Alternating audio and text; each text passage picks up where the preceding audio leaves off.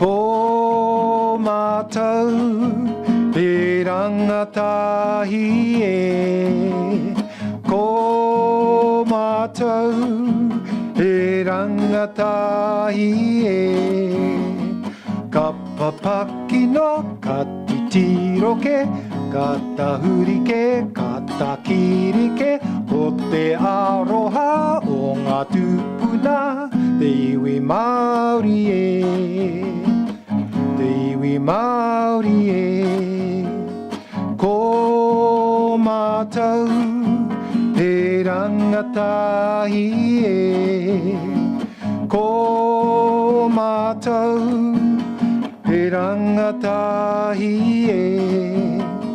ka papaki no ka titiro ke ka tahuri ke ka takiri ke